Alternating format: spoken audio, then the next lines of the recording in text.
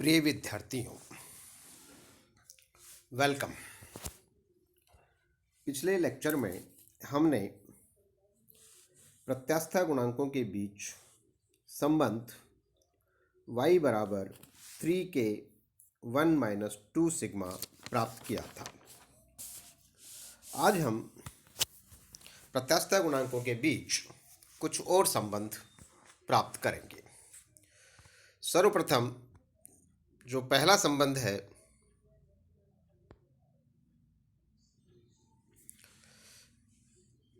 जो ज्ञात करने वाले हैं वो है y ईटा और सिग्मा के बीच संबंध, अर्थात प्रत्यास्था गुणांक, अपरूपण गुणांक और पाइसन अनुपात। इस संबंध को ज्ञात करने के लिए चित्र में दिखाए अनुसार पुनः इकाई लंबाई के एक घन पर विचार करते हैं, लेकिन अब की बार बल लगाने का तरीका पिछले तरीके से विपरीत भिन्न है।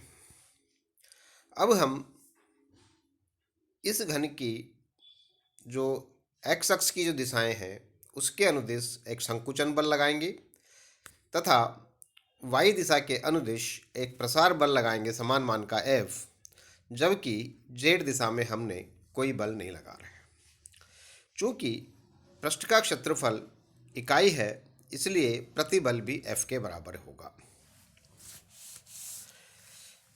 इस प्रकार के बल के कारण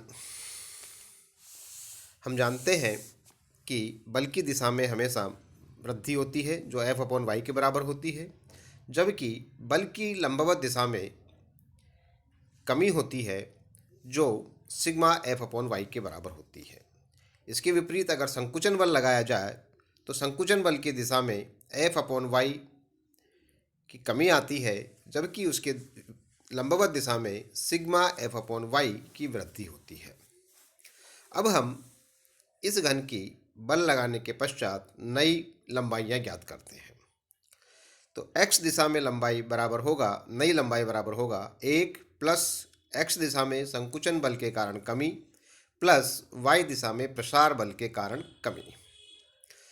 ये बराबर हो जाएगा 1 minus F/y minus sigma F/y, और अगर उसको हल करेंगे तो हो जाएगा 1 minus F/y common 1 plus sigma. इसी प्रकार y दिशा में नई लंबाई होगी 1 प्लस F/y 1 प्लस सिग्मा, तथा z दिशा में लंबाई में कोई परिवर्तन नहीं होगा।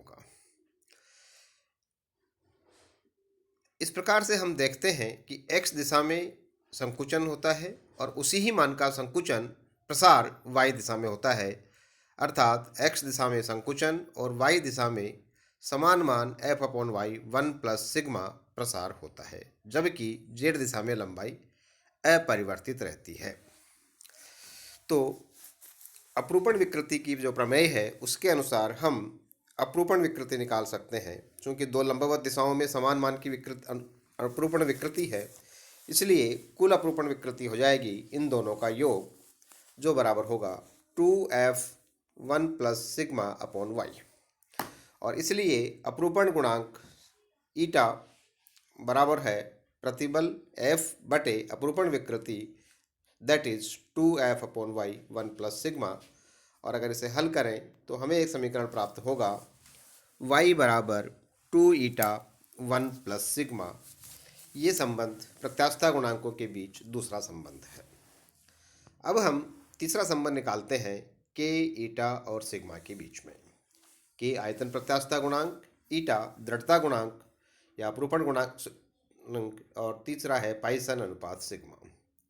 हमने उपरोक्त दो संबंध निकाले हैं, वो हैं एक y बराबर 3k 1 माइनस 2 सिग्मा, और दूसरा संबंध जो हमने ज्ञात किया था वो था y बराबर 2 ईटा 1 प्लस सिग्मा।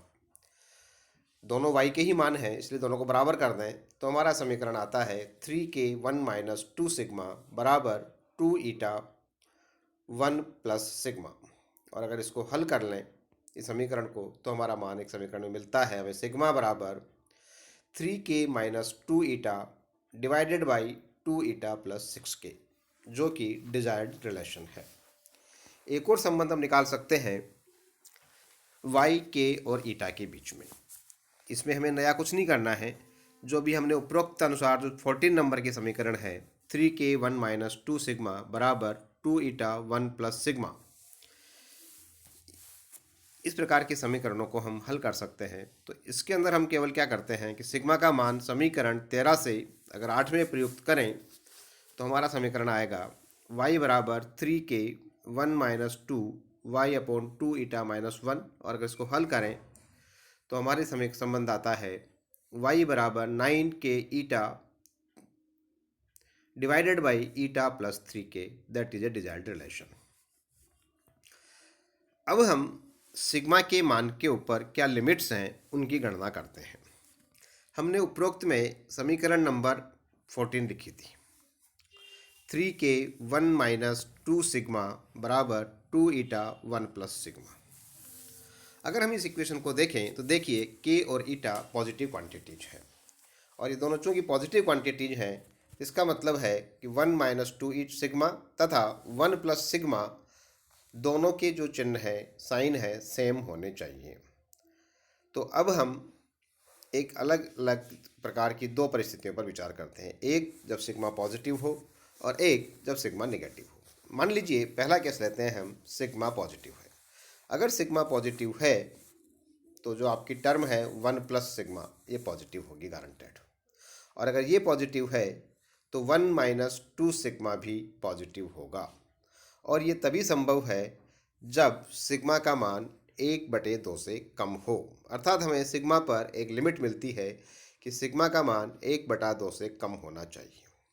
सेकंड केस लेते हैं कि सिग्मा इज नेगेटिव, तो उस केस में 1 माइनस 2 सिग्मा पॉजिटिव होगा, और अगर 1 माइनस 2 सिग्मा पॉजिटिव है तो 1 प्लस सिग्मा भी पॉजिटिव होगा, और 1 प्लस सिग्मा अगर पॉजिटिव है तो ये तभी संभव है जब सिग्मा का मान -1 से बड़ा हो। तो इस प्रकार हम देखते हैं कि सिग्मा के मान पर हमें दो कंडीशन मिलती है कि सिग्मा का मान -1 और 1/2 के बीच में होना चाहिए। Thank you.